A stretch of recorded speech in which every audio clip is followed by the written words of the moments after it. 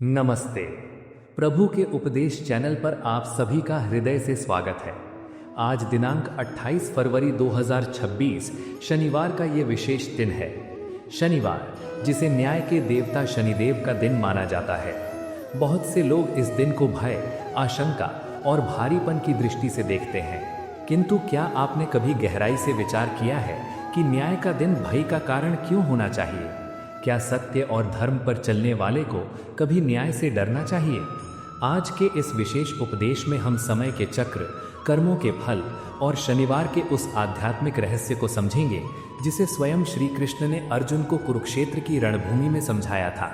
आइए इस पावन शनिवार को अपने भीतर के साहस और ज्ञान का दीप प्रज्वलित करें और जीवन की बाधाओं को आशीर्वाद में बदलें।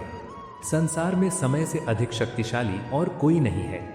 समय ही वो महान सूत्रधार है जो राजा को रंक बनाता है और रंक को स्वर्ण सिंहासन पर बिठा देता है। आज शनिवार है और वैदिक परंपरा में शनिदेव को समय और कर्म का प्रतीक माना गया है। लोग शनि की साढ़े साती या ढैया के नाम से कांपते हैं, किंतु वास्तविकता ये है कि शनिदेव कोई डराने वाली शक्ति नहीं, बल्कि हमारे ही कर्मों का निष्पक्ष दर्पण है। जैसे स्वर्ण को अपनी अशुद्धियों को त्यागने के लिए अग्नि की प्रज्वलित ज्वाला से गुजरना पड़ता है, वैसे ही मानव आत्मा को पवित्र, कुंदन और बलवान होने के लिए संघर्षों की तपन से गुजरना पड़ता है। यदि आज आप किसी बड़ी कठिनाई में हैं, यदि आपको लगता है कि भाग्य आपके विरुद्ध खड़ा है और हर द्वार बंद हो रहा है, तो स्मरण रखें कि ये समय आपको नष्ट करने के लिए नहीं, बल्कि आपके भीतर छिपे हुए अजय पुरुष को गढ़ने के लिए आया है। जो कायर होता है वो संकट को देखकर अपनी आंखें मूंद लेता है, किंतु जो पुरुषार्थी होता है वो आपदा को भी अवसर मानकर सीना तान कर खड़ा हो जाता है। मनुष्य अक्सर एकांत में अश्रु बहाते हुए पूछता है कि हे माधव, मेरे जीवन में ही इतना कड़ा संघर्ष क्यों है? मैंने तो कभी किसी का अहित नहीं किया, फिर ये पीड़ा मुझे ही क्यों मिली? पार्थ, विचार कीजिए, क्या बिना विपरीत दिशा की हवा के वेग के कोई पतंग आकाश की अनंत ऊंचाइयों को छू सकती है? क्या बिना छेनी हथौड़ी की कठोर चोट खाए कोई साधारण पत्थर मंदिर की पूजनीय मूर्त बन सकता है? संघर्ष ही वो दिव्य शक्ति है जो आपके भीतर के सोए हुए सामर्थ्य को जगाती है। शनिवार का ये दिन हमें अनुशासन और धैर्य की महान शिक्षा देता है। शनि की गति अत्यंत धीमी है और यही धीमापन हमें ये सिखाता है कि जीवन में अनावश्यक हड़बड़ी और उतावलेपन की कोई आवश्यकता नहीं है। प्रकृति का नियम देखिए, जो फल समय से पूर्व कृत्रिम रूप से पकाया जाता है वो स्वादहीन और कड़वा होता है। धैर्य धारण करें, क्योंकि जिस कर्म के पीछे सत्य की मर्यादा और धर्म की अटूट शक्ति है, उसका फल मिलना सुनिश्चित है। समय आज भले ही आपके विपरीत खड़ा होकर आपकी परीक्षा ले रहा हो, किंतु यदि आपके संकल्प शुद्ध हैं तो आने वाला कल आपके धैर्य और यश का यशोगान करेगा। शनिवार के इस पावन अवसर पर अपने निर्णयों के प्रति अत्यंत सजग हो जाएं। हम अक्सर क्रोध के आवेश में आकर, ईर्ष्या की अग्नि में जलकर या क्षणिक लोभ के जाल में फंसकर ऐसे निर्णय ले लेते हैं जो हमारे भविष्य की भूमि पर विषैले कांटों का जाल बिछा देते हैं। याद रखें, एक अशांत मन कभी भी सत्य की दिशा नहीं देख सकता। यदि आज आप जीवन के किसी चौराहे पर खड़े हैं और दुविधा में हैं कि किस मार्ग पर जाएं, तो कोलाहल से दूर होकर शांत भाव से बैठें और अपनी अंतरात्मा की उस सूक्ष्म आवाज को सुनें। स्वयं से प्रश्न पूछें कि क्या आपका ये निर्णय केवल आपके स्वार्थ से जन्मा है या इसमें लोक कल्याण की भावना भी समाहित है? जो निर्णय दूसरों के हृदय को छलनी करके या किसी को पीड़ा पहुंचा कर लिया जाता है, वो संसार का समस्त वैभव प्राप्त करने के बाद भी आपको आत्मिक सुख नहीं दे सकता। न्याय के देवता की सूक्ष्म दृष्टि से ब्रह्मांड में कुछ भी छिपा नहीं है।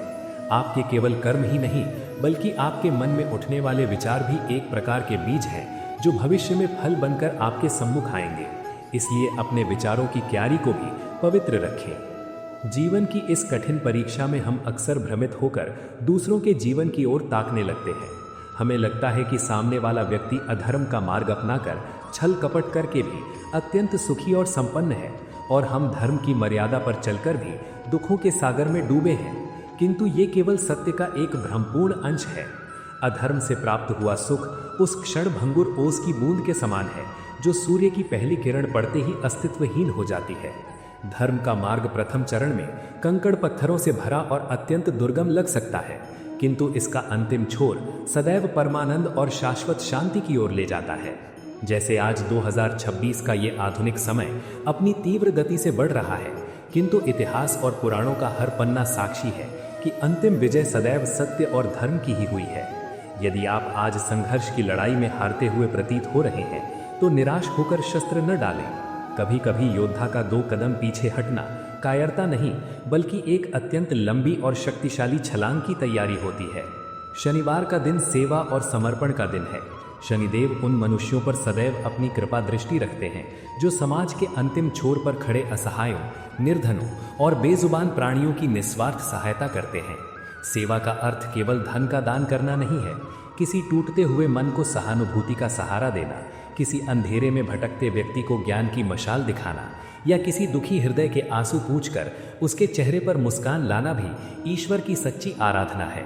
जब आप अपने अहंकार के भारी बोझ को त्याग कर किसी पीड़ित के चरणों में झुकते हैं तो आप उसी क्षण साक्षात ईश्वर के हृदय में स्थान पा लेते हैं। शनिवार के इस दिन ये दृढ़ संकल्प लें कि आप अपनी वाणी के विष से किसी के स्वाभिमान को चोट नहीं पहुंचाएंगे। मधुर और सत्य वाणी वो दिव्य औषधि है जो बिना किसी मूल्य के संसार के सबसे गहरे घाव को भी भर देने का सामर्थ्य रखती है। समय और कर्म के इस जटिल खेल में जय और पराजय तो निरंतर चलती रहेगी, किंतु ईश्वर की दृष्टि में महत्वपूर्ण ये नहीं है कि आप जीते या हारे। महत्वपूर्ण ये है कि जब आप रणभूमि में थे तब आप लड़ कैसे रहे थे। क्या आपके भीतर का वो नैतिक योद्धा अभी भी जीवित है जो सत्य के लिए मर मिटने को तैयार है? क्या आप अपनी शारीरिक और मानसिक निर्बलताओं को अपनी ढाल में परिवर्तित करने का साहस रखते हैं? निर्बलता प्रारब्ध या ईश्वर दे सकता है, किंतु उस निर्बलता को अपनी नियति मान लेना या उसे पुरुषार्थ से चुनौती देना ये पूर्णतः आपके अधिकार में है। आज के इस विशेष दिन पर अपने भीतर की उस सुसुप्त महाशक्ति को जागृत करें जो संसार की किसी भी बड़ी से बड़ी बाधा से करोड़ों गुना अधिक विशाल है। आप उस अविनाशी परम चेतना के अंश हैं जिसे न शस्त्र काट सकते हैं, न अग्नि जला सकती है और न ही समय नष्ट कर सकता है। अपनी समस्याओं को अब से संकट कहना छोड़ दें, उन्हें ईश्वर द्वारा दी गई एक दिव्य चुनौती समझें। शनिवार हमें न्याय के साथ साथ अनुशासन की भी अनिवार्य शिक्षा देता है। अनुशासन के बिना मनुष्य का जीवन उस नौका के समान है जिसका मल्लाह बीच मंझधार में सो गया हो। यदि आप अपने जीवन की परिस्थितियों पर नियंत्रण पाना चाहते हैं तो प्रथम आपको अपनी अनियंत्रित इंद्रियों पर लगाम कसनी होगी। जो व्यक्ति अपनी आदतों का गुलाम है वो स्वयं को स्वतंत्र कैसे कह सकता है? अपनी आदतों के घेरे को बदलिए, आपका भाग्य स्वतः ही नई दिशा की ओर मुड़ जाएगा। आज से ही छोटे छोटे किंतु दृढ़ परिवर्तन आरंभ करें। सत्य बोलने का कठोर अभ्यास करें, समय की प्रत्येक इकाई का सम्मान करें और अपने निर्धारित कर्तव्यों के प्रति पूर्णतः ईमानदार रहें। जब आप स्वयं अनुशासित होते हैं तो प्रकृति की शक्तियां भी आपका सहयोग करने लगती हैं। स्वयं विचार कीजिए, क्या आज का ये शनिवार आपके लिए कैलेंडर की केवल एक तारीख है या ये आपके जीवन के महान रूपांतरण का पावन शंखनाद है? क्या आप जीवन भर समय के चक्र को कोसते रहेंगे या विवेक के साथ उसे अपनी उन्नति का सोपान बनाएंगे? श्री कृष्ण का संदेश युगांतरकारी और स्पष्ट है। निष्ठा के साथ कर्म करो, धैर्य की पराकाष्ठा तक प्रतीक्षा करो और कर्म के फल की चिंता पूर्णतः मुझ पर छोड़ दो। जो कर्म धर्म की वज्र जैसी नींव पर खड़ा है उसे नष्ट करने की शक्ति इस संपूर्ण ब्रह्मांड में किसी के पास नहीं है। अभी ये उपदेश पूर्ण नहीं हुआ है। शनिवार की इस गहरी आध्यात्मिक और दार्शनिक चर्चा को हम अगले भाग में और भी विस्तार से समझेंगे। संघर्ष के अंधेरे से सफलता के सूर्योदय तक की ये यात्रा अभी जारी है। हम विचारों के इस खतरनाक जाल से कैसे बचें और अपने विनाश को कैसे रोकें? श्री कृष्ण इसका बहुत ही सुंदर और एकदम व्यावहारिक समाधान देते हैं। वे कहते हैं कि अपनी इंद्रियों को जबरदस्ती दबाने से या किसी गुफा में जाके छिप जाने से कुछ नहीं होगा। जो इंसान अपनी इंद्रियों को बाहर से तो रोक लेता है लेकिन मन ही मन उन सांसारिक चीज़ों के बारे में सोचता रहता है, गीता उसे सबसे बड़ा ढोंगी और मूर्ख मानती है। असली नियंत्रण तब आता है जब हम अपनी इंद्रियों को उनके विषयों के बीच में रखते हुए भी अपने मन को पूरी तरह से अपने वश में रखते हैं। इसे राग और द्वेष से मुक्त होना कहते हैं। आज के जीवन में हम या तो किसी चीज़ के पीछे पागलों की तरह भागते हैं जिसे राग कहते हैं, या फिर किसी चीज़ से बहुत ज़्यादा नफरत करते हैं जिसे द्वेष कहते हैं। ये दोनों ही चरम स्थितियाँ हमारे मन को हमेशा अशांत और बीमार रखती हैं। श्री कृष्ण समझाते हैं कि जो व्यक्ति अपनी इंद्रियों को अपने अधीन कर लेता है और राग द्वेष से पूरी तरह मुक्त होकर इस संसार में विचरण करता है, वही सच्ची और अटल शांति को प्राप्त करता है। ये शांति कोई आसमान से गिरा हुआ चमत्कार नहीं है, बल्कि ये हमारी अपनी समझ और हमारे अपने अभ्यास का परिणाम है। इसे और भी गहराई से हमारे मन में उतारने के लिए श्री कृष्ण एक बहुत ही अद्भुत और विशाल उदाहरण देते हैं। वे एक शांत समुद्र की बात करते हैं। आप कल्पना कीजिए कि नदियां चारों तरफ से निरंतर समुद्र में आकर गिरती हैं। बरसात के मौसम में उन नदियों में भयंकर बाढ़ आ जाती है और वे अपना सारा मटमैला पानी उफनती हुई समुद्र में डाल देती हैं। लेकिन क्या वो विशाल समुद्र अपनी मर्यादा तोड़ता है? क्या उसका जल स्तर उस बाढ़ से बढ़ जाता है या वो किनारों को डुबा देता है? बिल्कुल नहीं। समुद्र हमेशा अपनी गहराई में शांत और अपनी जगह पर अचल रहता है। ठीक इसी तरह एक स्थिर बुद्धि वाले इंसान के मन में भी दिन भर हजारों इच्छाएं और लाखों विचार आते रहते हैं। आज की इस डिजिटल और तेज रफ्तार दुनिया में, जहां हर पल कोई नया विज्ञापन, कोई नई खबर या कोई नई लालसा हमारे मन के दरवाजे पर दस्तक देती है, वहां इच्छाओं का आना बहुत ही स्वाभाविक है। लेकिन वो स्थित प्रज्ञ इंसान उस गहरे समुद्र की तरह होता है। इच्छाएं उसके भीतर प्रवेश तो करती हैं, लेकिन वे उसे विचलित नहीं कर पाती। वो उन इच्छाओं के पीछे अंधा होकर नहीं भागता। वहीं दूसरी तरफ जो इंसान अपनी हर छोटी बड़ी इच्छा को तुरंत पूरा करने के लिए छटपटाता है, उसे जीवन में कभी शांति नहीं मिल सकती। वो हमेशा एक भिखारी की तरह इस संसार के आगे अपना खाली कटोरा लिए खड़ा रहता है। सांख्य योग के इसी दूसरे अध्याय में श्री कृष्ण वो महान श्लोक कहते हैं जो पूरी भगवत गीता का धड़कता हुआ हृदय माना जाता है और जो आज के युवाओं के लिए सबसे बड़ा जीवन मंत्र है। कर्मण्येवाधिकारस्ते मा फलेषु कदाचन। तुम्हारा अधिकार केवल कर्म करने पर है, उसके फलों पर कभी नहीं। इसलिए तुम कर्मों के फल की चिंता मत करो और कर्म ना करने में भी तुम्हारी आसक्ति नहीं होनी चाहिए। आज हमारी सबसे बड़ी मानसिक बीमारी क्या है? ज़रूरत से ज़्यादा सोचना। हम कोई भी नया काम शुरू करने से पहले ही उसका नतीजा सोचने लगते हैं। अगर मैंने ये व्यापार शुरू किया और वो डूब गया तो मेरा क्या होगा? अगर मैंने ये परीक्षा दी और मैं फेल हो गया तो समाज क्या कहेगा? हम वर्तमान में काम करने के बजाय भविष्य के डरावने सपने देखते रहते हैं और अपनी सारी ऊर्जा उसी डर में बर्बाद कर देते हैं। श्री कृष्ण हमें इसी मानसिक गुलामी से हमेशा के लिए आज़ाद कर रहे हैं। वे बहुत स्पष्ट कह रहे हैं कि भविष्य तुम्हारे हाथ में है ही नहीं, तुम्हारे हाथ में सिर्फ आज है, अभी है, और तुम्हारा अपना पसीना है, तुम्हारा अपना कर्म है। जब तुम फल की चिंता से खुद को पूरी तरह से मुक्त कर लेते हो, तब तुम्हारे कंधों से एक बहुत बड़ा और भारी बोझ उतर जाता है। तब तुम अपना 100% अपने काम में दे पाते हो। ज़रा सोचिए, एक सर्जन अगर ऑपरेशन करते समय सिर्फ ये सोचे कि मरीज़ मर गया तो मेरी बदनामी होगी, मेरा करियर ख़त्म हो जाएगा, तो क्या वो अपना काम ठीक से कर पाएगा? नहीं। डर के मारे उसके हाथ कांपने लगेंगे। लेकिन जब वो सर्जन सिर्फ अपने कर्म पर ध्यान केंद्रित करता है और परिणाम को ईश्वर पर छोड़ देता है, तब उसका हाथ एक स्थिर और कुशल यंत्र की तरह काम करता है। हमें भी अपने जीवन में यही सर्जन बनना है। हमारी हार या हमारी जीत हमें परिभाषित नहीं करती, हमारा प्रयास, हमारी नियत और हमारी मेहनत हमें परिभाषित करती है। जब हम अपनी खुशी को सिर्फ सफलता के साथ बांध देते हैं तो हम हमेशा एक डर के साए में जीते हैं कि कहीं ये सफलता छिन ना जाए। लेकिन जब हम अपने काम करने की प्रक्रिया से ही प्यार करने लगते हैं, तब जीवन का हर एक दिन एक उत्सव बन जाता है। इसी बात को एक कदम और आगे बढ़ाते हुए श्री कृष्ण कहते हैं कि हे धनंजय, सफलता और विफलता में समान बुद्धि रखकर आसक्ति को त्याग कर अपना कर्तव्य करो। इसी समभाव को योग कहते हैं। समत्वम योग उच्यते। आज की दुनिया में हम योग का मतलब सिर्फ कुछ शारीरिक व्यायाम या सांसों की एक्सरसाइज समझ लेते हैं, लेकिन श्री कृष्ण की नज़र में योग एक बहुत ही ऊंची मानसिक अवस्था है। जब आपकी कंपनी आपको बहुत बड़ा प्रमोशन देती है, तब आप जितने शांत और सहज हैं, और जब अचानक आपको नौकरी से निकाल दिया जाता है, तब भी अगर आप उतने ही शांत और स्थिर रह पाते हैं तो आप सच्चे योगी हैं। ये बात सुनने में बहुत आदर्शवादी और मुश्किल लगती है ना, लेकिन यही जीवन का परम सत्य है। बाहर की दुनिया हमेशा ऊपर नीचे होती रहेगी। शेयर बाजार की तरह हमारी जिंदगी का ग्राफ भी कभी एक सीधी रेखा में नहीं चलता। अगर हम बाहर की परिस्थितियों के हिसाब से अपने मन को चलाएंगे तो हम हमेशा दुखी और बेचैन ही रहेंगे।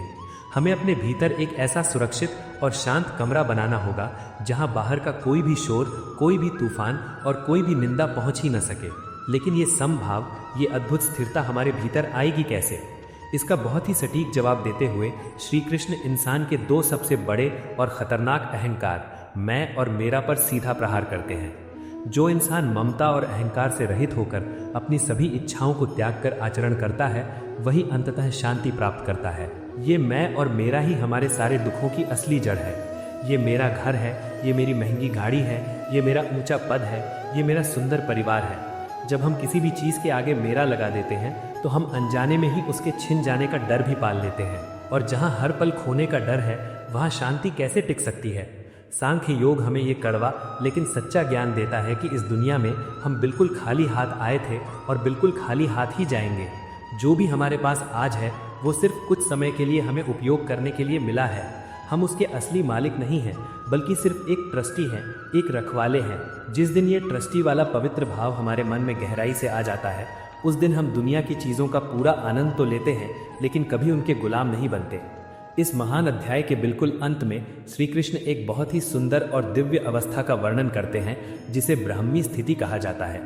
वे कहते हैं कि हे अर्जुन, ये परमेश्वर को प्राप्त हुए ज्ञानी पुरुष की स्थिति है। इसे प्राप्त कर लेने के बाद इंसान कभी संसार के मोह में नहीं पड़ता। जीवन के अंतिम समय में भी अगर कोई इस स्थिति में स्थित हो जाए तो वो निश्चित रूप से मोक्ष को यानी परम आनंद को प्राप्त कर लेता है। ये ब्राह्मी स्थिति कोई मरने के बाद मिलने वाला काल्पनिक स्वर्ग नहीं है, बल्कि इसी जीवन में जीते जी स्वर्ग का अनुभव करना है। ये वो अवस्था है जब इंसान के भीतर से सारा अंधकार, सारा भ्रम और सारा स्वार्थ हमेशा के लिए मिट जाता है और उसे हर जीव में, हर कण में सिर्फ और सिर्फ परमात्मा ही नजर आता है। तब उसके लिए ना कोई अपना रहता है और ना कोई पराया। वो इंसान एक बहती हुई निर्मल नदी की तरह हो जाता है, जो हर प्यासे को अपना जल देती है, बिना ये भेदभाव किए कि वो पानी पीने वाला कौन है। भगवत गीता का ये दूसरा अध्याय कोई पुरानी किताब का एक पन्ना नहीं है, बल्कि ये हमारे मन की सर्जरी करने वाला एक मनोवैज्ञानिक मास्टरपीस है। ये हमें बार बार याद दिलाता है कि हमारी असली पहचान हमारे बैंक बैलेंस, हमारी बड़ी डिग्री या हमारी शक्ल सूरत से बिल्कुल नहीं है। हमारी असली पहचान वो असीम, अनंत और पवित्र आत्मा है, जिसे दुनिया की कोई ताकत नष्ट नहीं कर सकती। जब हम जीवन के हर फैसले को, हर नई चुनौती को और हर रिश्ते को इस आत्मिक नज़रिए से देखने लगते हैं, तो जिंदगी की बड़ी से बड़ी परेशानी भी एक छोटे से कंकड़ जैसी लगने लगती है। अर्जुन, जो कुछ देर पहले एक कायर की तरह अपने रथ पर हताश बैठा था, इस दिव्य ज्ञान की पहली किरण से ही उसके भीतर एक नई ऊर्जा और साहस का संचार होने लगता है। उसके मन का घना अंधेरा छटने लगता है। हमें भी अपने जीवन के कुरुक्षेत्र में जब भी घबराहट हो, जब भी सारे रास्ते बंद नजर आएं, तो सांख्य योग के इस निर्मल दर्पण में खुद को जरूर देखना चाहिए। ये दर्पण हमें हमारी असली और अनंत ताकत याद दिलाएगा और हमें एक स्थिर, शांत और निडर इंसान बनाएगा।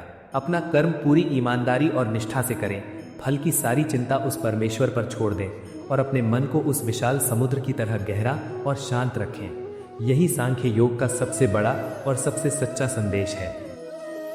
लेकिन ज्ञान सुन लेना और बात है, और उसे जीवन के कुरुक्षेत्र में उतारना बिल्कुल अलग बात है।